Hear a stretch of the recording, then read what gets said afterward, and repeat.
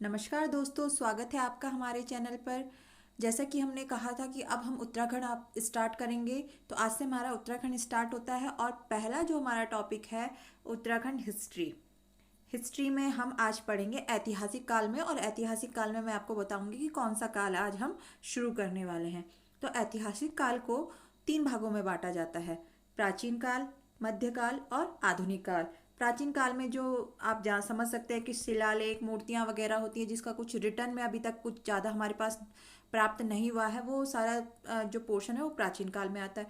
मध्यकाल में आप देख जानते हो कि दो वंश चल रहे थे, गढ़वाल में परमार और कुमाऊं में चंद वंश। साइमल्टेनियसली दोनों इधर गढ़वाल में शासन कर रहे थे और चंद कुमाऊं में शासन कर रहे थे। दोनों के बीच कई बार युद्ध भी होते थे सत्ता के लिए, कुमाऊं और गढ़वाल के बीच। और उसके बाद आता है आधुनिक काल। तो आधुनिक काल में जो हमारा पोर्शन है वो है गोरखा और उसके बाद ब्रिटिश राज्य। तो सबसे पहले आपको ये समझना जरूरी है कि शुरुआत कहाँ से हो रही है, कैसे हम प्राचीन काल, मध्यकाल, कौन कहाँ से आया, क्या है। तो प्राचीन काल और मध्यकाल की डिटेल वीडियो आपको हमारे चैनल पे मिल जाएगी। सारे राजाओं के बारे में मैंने वन बाय वन एक एक करके वीडियोस में और विद नोट्स आपको मिल जाएंगे। आपको कोई भी क्वेरी हो या किसी भी तरीके के कोर्सेज से आप जुड़ना चाहते हैं, कोई नोट्स चाहिए, तो आप हमारे व्हाट्सएप नंबर जो अभी मैं स्क्रीन पे दिखाती हूँ उस पर मैसेज कर सकते हैं। ये हमारा व्हाट्सएप नंबर है, इससे आप हमें कांटेक्ट कर सकते हैं। कोई भी समस्या हो उसका आपको आपको सॉल्यूशन मिल जाएगा। अब इसके बाद हम चलते हैं, बढ़ते हैं अपने टॉपिक की तरफ। तो जैसा कि मैंने आपको बताया कि आधुनिक काल में जो होता है उसमें हम पढ़ते हैं गोरखा शासन और ब्रिटिश शासन के बारे में। गोरखा शासन और ब्रिटिश शासन के बारे में सबसे पहले मैं आपको बता दूं, गोरखा शासन को गोरख्याली शासन भी कहा जाता है।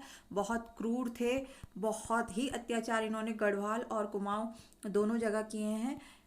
तो जब गोरखा यहाँ से गए या ब्रिटिश शासन आया, तो उस हिसाब से जो यहाँ की जनता थी उन्हें तो ये ब्रिटिश भगवान ही लगे, क्योंकि इन्होंने बहुत अत्याचार किए थे। तो जब मैं आपको आगे स्टोरी बताऊंगी कब गोरखा आए, कहाँ गए और कैसे हारे और कैसे ब्रिटिश शासन आया, तो बस ये बता दूं कि गोरखा शासन, क्रूर शासन को गोरख्याली कहा जाता है। और उनसे जो उत्तराखंड की जनता थी वो बहुत त्रस्त थी। तो ब्रिटिश शासन आने पर यहाँ के लोग बहुत खुश थे, ये हम कह सकते हैं। बाद बाद में जब जन जागरूक आंदोलन हुए तो तब उनको भी पता चला कि हम इनके गुलाम हैं, तो खुशी की कोई बात नहीं है। अब आगे देखते हैं हम। सबसे पहले गोरखा शासन शुरू कहाँ से हुआ। तो जो गोरखा शासन शुरू हुआ है वो हुआ था हमारा कुमाऊं से शुरू। अब जो नेपाल है वो कुमाऊं के ज़्यादा नज़दीक है। तो गोरखा नरेश जो गोरखा जो थे वो नेपाल के थे, और गोरखा उन्हें चंद राजा को पराजित कर 1790 में अल्मोड़ा पर अपना अधिकार कर लिया था। अब कौन सा चंद राजा था जो हारा था इनसे, तो उसका नाम था महेंद्र चंद। तो इससे एक क्वेश्चन ये भी बनता है कि कुमाऊं का अंतिम, चंद वंश का अंतिम शासक कौन था, तो वो था महेंद्र चंद। या फिर गोरखाओं ने किस शासक को पराजित किया था, महेंद्र चंद को। कब पराजित किया था, 1790 में। तो यहाँ आप समझ गए कि 1790 में गोरखा कुमाऊं में आ चुके हैं। अब इसकी आगे की कहानी शुरू होती है। तो अब क्या किया, जैसे ही गोरखा कुमाऊं को जीत लिया था उन्होंने, तो उन्होंने क्या करा कि 1791 में सीधा गढ़वाल पर आक्रमण कर दिया। लेकिन यहाँ क्या हुआ कि गढ़वाल पर आक्रमण करते ही वो हो गए पराजित। और उस बीच तब गढ़वाल, नरेश और गोरखाओं के बीच एक संधि हुई थी कि अब आप यहाँ कभी आक्रमण नहीं करोगे। लेकिन अब उसके बाद क्या हुआ कि 1803 के आसपास गढ़वाल में भूकंप भूकंप से त्रस्त हो गया, और यहाँ अकाल वगैरह, भूखमरी, बहुत सारी परेशानियों से गढ़वाल जूझ रहा था। और इसका फायदा उठाया गोरखाओं ने, और फिर से उन्होंने 1803 फरवरी में अपनी जो संधि हुई थी उसके विरुद्ध जाकर जो थे अमर सिंह थापा और हस्तीदल चौतरिया ने पुनः गढ़वाल पर आक्रमण किया, और वो सफल हो गए। और इस दिन उनके बीच युद्ध भी चला, जो था 14 मई 1804 को। गढ़वाल नरेश जो युद्ध चलता रहा, और ये युद्ध चल रहा था खुड़बुड़ा मैदान, जो कि है आपका देहरादून में। और इस दिन क्या हुआ कि गढ़वाल नरेश वीर गति को प्राप्त हो गए और शहीद हो गए। गढ़वाल नरेश प्रद्युमन शाह। अब प्रद्युमन शाह का पुत्र जो था वो था सुदर्शन शाह।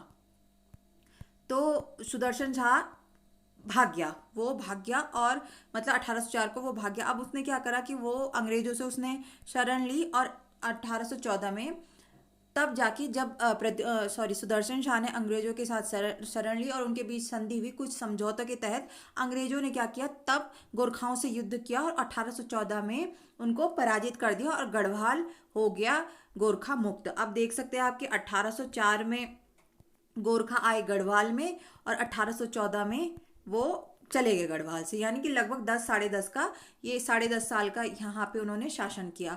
साढ़े लेकिन अभी कुमाऊं में उनका शासन चल रहा है, जो कि 1790 को शुरू हो गया था। अब कुमाऊं का शासन हटाने के लिए उनके बीच एक संधि हुई थी। इस संधि 27 अप्रैल 1815 को कर्नल गार्डनर और गोरखा शासक बमशाह के बीच एक संधि हुई और कुमाऊं की सत्ता अंग्रेजों को सौंप दी गई। अब आपको कमेंट बॉक्स में लिखना है कि ये महत्वपूर्ण संधि का नाम क्या था। ये बहुत इंपॉर्टेंट संधि है, बहुत बार पूछी भी जाती है, इसकी डेट भी आप ध्यान रख लीजिए। और किस संधि के तहत कुमाऊं गोरखा मुक्त हुआ था। अब यहाँ पे हम देख सकते हैं कि कुमाऊं व गढ़वाल में गोरखाओं का शासन क्रमशः 25 साल तक, कुमाऊं में 25 साल तक रहा, 1790 से 1815 तक, और यहाँ 1803-4 से लेकर 1814 तक 10.5 साल तक का रहा, और इस अत्याचारी शासन को कहा जाता है गोरख्याली। अब उसके बाद शुरू हो जाता है ब्रिटिश काल। तो ब्रिटिश काल में हम देखेंगे कि सबसे पहला यहाँ कमिश्नर कौन बना, सबसे इंपॉर्टेंट क्वेश्चन है। तो कमिश्नर जो बना था वो बना था कर्नल गार्डनर। अप्रैल 1815 तक कुमाऊं पर अधिकार करने के बाद अंग्रेजों ने टिहरी को छोड़कर अन्य सभी क्षेत्रों को नॉन रेगुलेशन प्रांत बनाकर उत्तर पूर्वी प्रांत का भाग बना दिया था, और इस क्षेत्र का प्रथम कमिश्नर बना था कमिश्नर कर्नल गार्डनर। कुछ समय बाद कुमाऊं जनपद का गठन किया गया और देहरादून को 1817 में सहारनपुर जनपद में मिला लिया गया। उसके बाद 1840 में, ये एक इंपॉर्टेंट क्वेश्चन तैयार हो रहा है, 1840 में ब्रिटिश गढ़वाल के मुख्यालय को श्रीनगर से हटाकर पौड़ी लाया गया और एक नए जनपद का गठन किया गया, पौड़ी गढ़वाल। तो अब क्वेश्चन बनता है कि पौड़ी गढ़वाल का गठन कब हुआ, तो 1840 में। उसके बाद है 1854 में कुमाऊं मंडल का मुख्यालय नैनीताल बनाया गया। अब ये अगला क्वेश्चन है कि कुमाऊं मंडल का मुख्यालय नैनीताल कब बनाया गया, 1854 में। और 1891 में 2 जनपद बने थे। इसके अलावा कि कौन सी डिस्ट्रिक्ट कब बना था, उसकी एक डिटेल वीडियो भी चैनल पर है, आपको मिल जाएगी।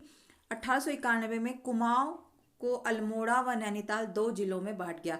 तो अब 1891 तक आप देखोगे केवल 3 डिस्ट्रिक्ट बन चुके हैं। 1840 में पौड़ी, 1891 में ही नैनीताल, और 1891 में ही अल्मोड़ा। और स्वतंत्रता के तक यानी कि 1947 तक केवल 3 ही डिस्ट्रिक्ट थे, 3 ही जनपद थे उत्तराखंड में, अल्मोड़ा, नैनीताल और पौड़ी गढ़वाल।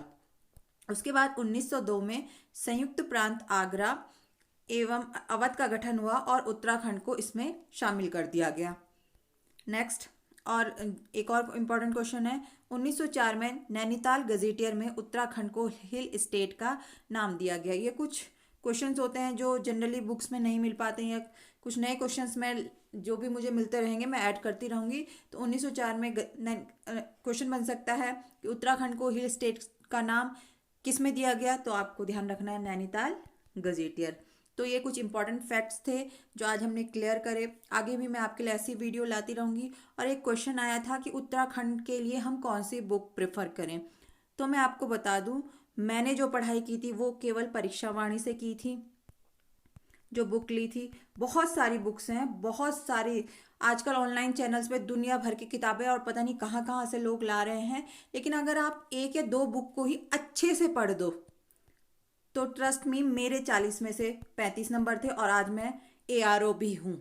दुनिया भर की बुक्स पढ़ने से अच्छा आप जो आपके पास मटेरियल है उसको अच्छे से पढ़ें, उसके नोट्स बनाते रहें।